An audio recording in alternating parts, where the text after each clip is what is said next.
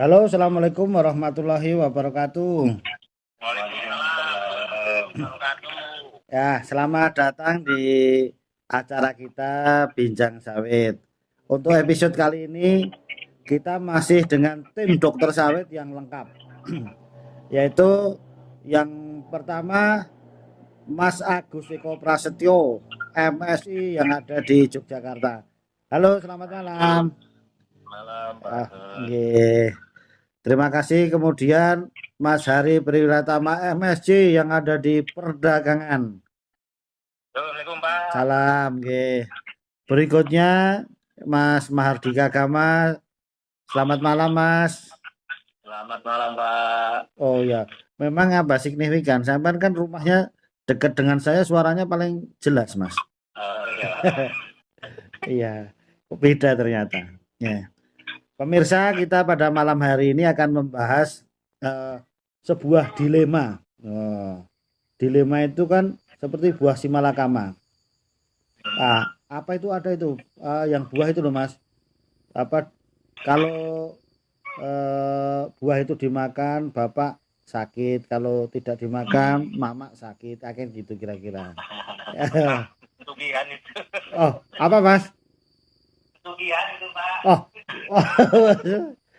itu sih buah dilema itu ya Mas Dika itu loh, Mas. Ah, Oh iya, kalau itu jelas. dilema seperti Mas Dika itu. Mau mau dilamar cepat dilema ya kan, nggak ini nggak dilamar juga dilema kan gitu, Mas. Sama ya itu. Pokoknya jadi sasaran terus. Iya Pak. Itu. Kalau pria tanpa wali bisa. Oh, masuk aku nggak dianggap loh, Mas. Aduh, orang tua angkat. Iya.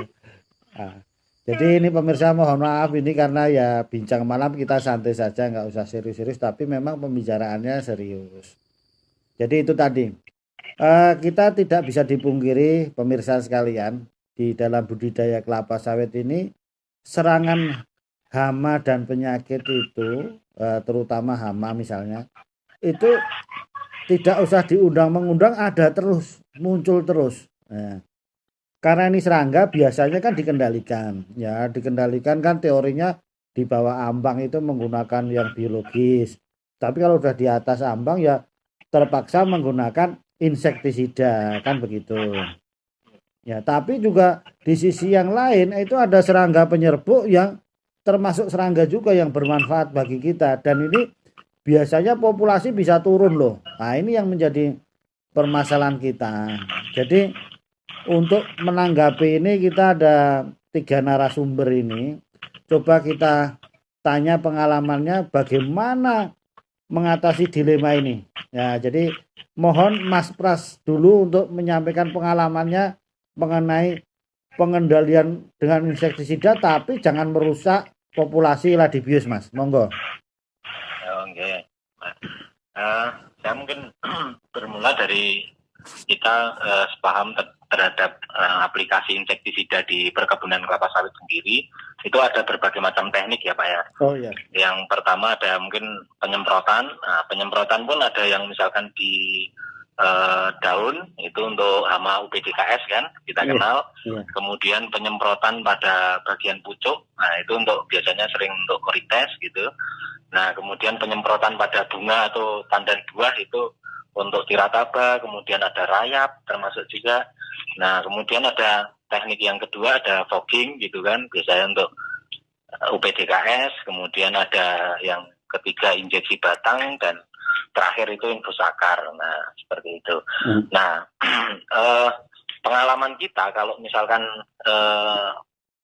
untuk Eladibius sendiri, karena Eladibius itu hanya hidup atau berkembang biak pada bunga jantan kelapa sawit, maka biasanya kalau bunga jantan kelapa sawitnya itu tidak terkena langsung atau terpapar menggunakan insektisida, itu biasanya masih relatif aman. Oh, gitu ya. Nah, kuncinya seperti itu. Jadi yang dari hasil pengujian-pengujian yang kita lakukan, kalau misalkan insektisida itu terpapar langsung mengenai kumbangnya, biasanya kumbangnya langsung Mati.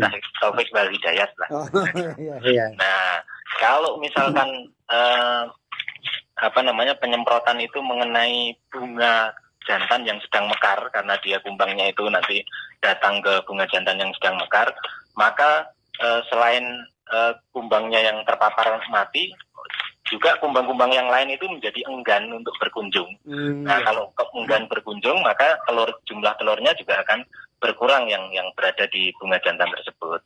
Nah, kalau penyemprotan insektisida itu mengenai bunga jantan yang sudah lewat mekar, artinya di situ kan biasanya terdapat telur, larva, pupa, itu biasanya si insektisida itu tidak bisa menembus sampai ke dalam, sehingga pengalaman kita larva itu masih bisa berkembang menjadi kumbang. Gitu. Artinya apa? Artinya kalau kita menyemprot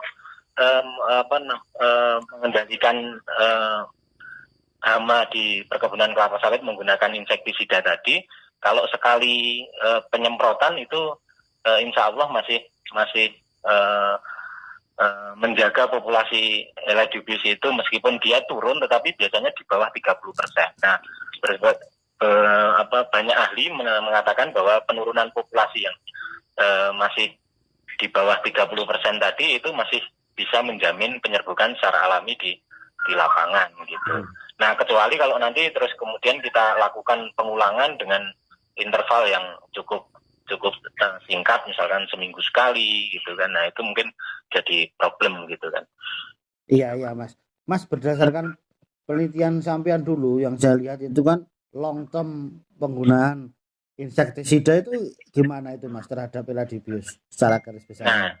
Nah itulah yang menjadi pedoman kami, bahwa kalau misalkan penyemprotan baru sekali terus kemudian tidak ada lagi penyemprotan, itu dampaknya terhadap populasi Elaidibus, kemudian kunjungan dia ke bunga jantan maupun bunga betina itu tidak begitu signifikan. Tetapi ketika terus jadi berulang sekali, itu kan long term itu kita menguji aplikasi insektisidanya 2 minggu sekali selama 6-9 bulan. Nah itu dampaknya luar biasa, penurunan populasi yang pertama, yang kedua kunjungan dia ke bunga betina menjadi sangat sedikit, sehingga fruit set-nya rendah, ya produktivitas tentu saja sangat-sangat rendah gitu Pak. Iya. Oke Mas, nanti ke Mas Pras lagi mengenai strategi pemilihan insektisida yang aman, kemudian tekniknya yang lain-lain. Nanti balik lagi ke Mas Pras. Saya mau ke Mas Hari Priwiratama. Halo Mas. Halo Pak. Oh ya, ini Mas Hari ini kan sebagai ahli gulma, ahli herbisida kayak gitu. Jadi ada pertanyaan gini loh Mas, bagaimana Pak kami menggunakan herbisida, ini kan termasuk pestisida lah, tadi itu kan termasuk dilema juga Mas. Nah, bagaimana saran-sarannya menggunakan herbisida pada tanaman yang masih TBM Mas, takutnya itu terkena Elaidibus itulah gitu. Ya, jadi pendapatnya Mas Hari Priwiratama gimana ini? Jadi kalau nyemprot herbisida sampai kena Elaidibus itu berarti ya nyemprotnya ke pohon itu Pak. Oh iya. Jadi kalau herbisida pengaruhnya kemungkinan di TBM. Yang ditanyakan di TM1 ya Pak, yang masih tanaman-tanaman pendek. Oh iya. Kalau untuk herbisida sih masih belum ada laporan yang pasti Pak terkait pengaruhnya dengan Elaidibus.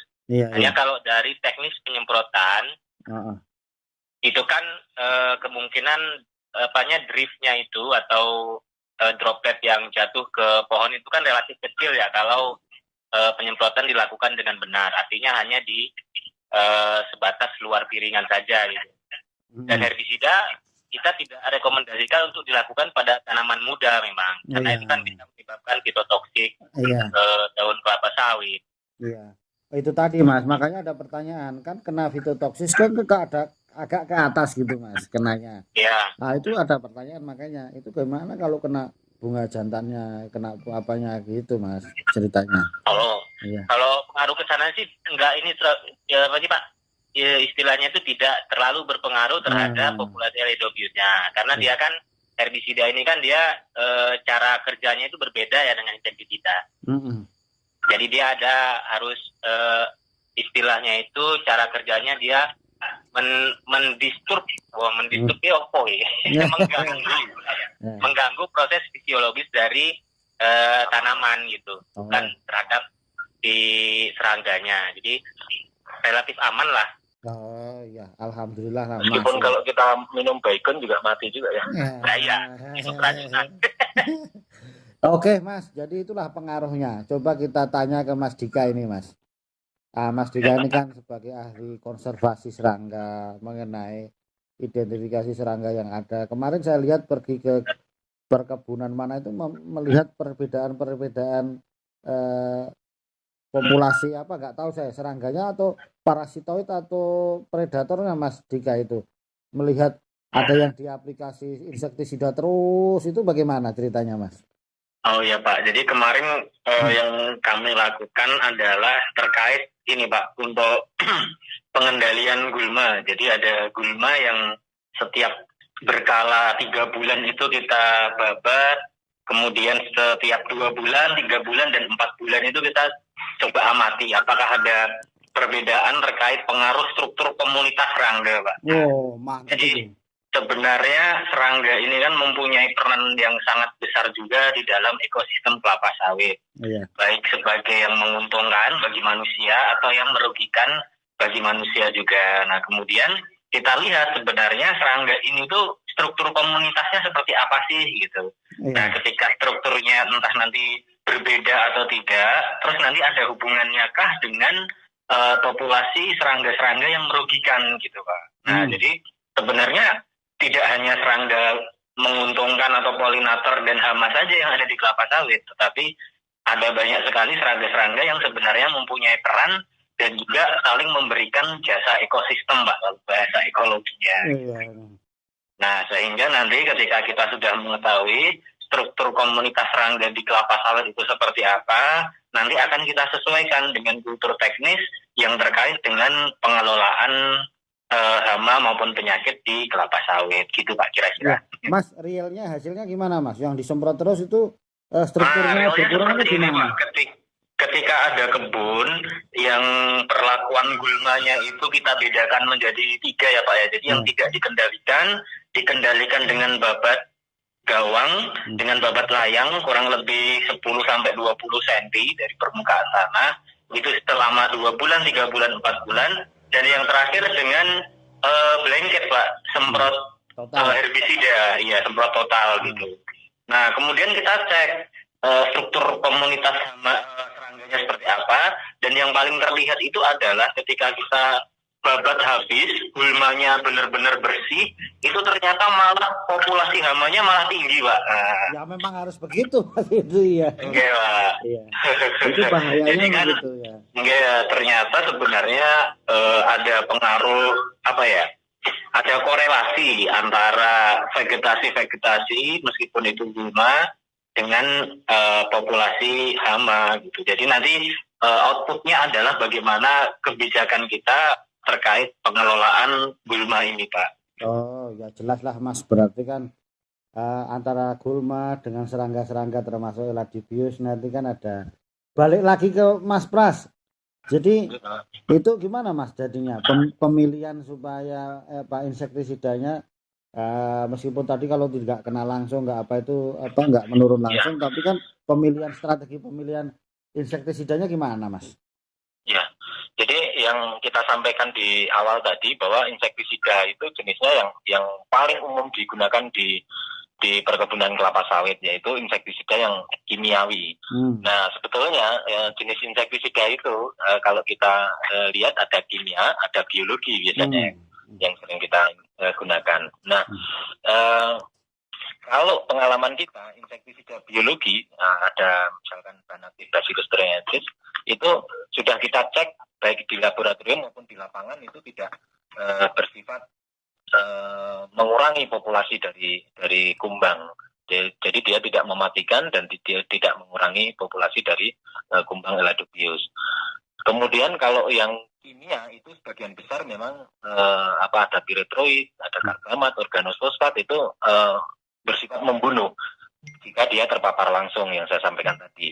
Nah, tapi ada beberapa yang tidak mempengaruhi populasi kumbang Eladobius seperti golongan diamida, ada diamid, kemudian ada kloran kaninipol. Nah, itu ada 2 jenis yang sudah kita cek juga dia tidak menyebabkan kematian pada kumbang dibandingkan dengan perlakuan yang kontrol kita sempat menggunakan air. Nah, sehingga kalau misalkan kita bicara seperti itu, bagaimana strateginya? Tentu saja ketika sudah kita ketahui ada juga yang bersifat tidak membunuh, ada juga yang bersifat membunuh. Kalau memang di lapangan itu kita cek keberadaan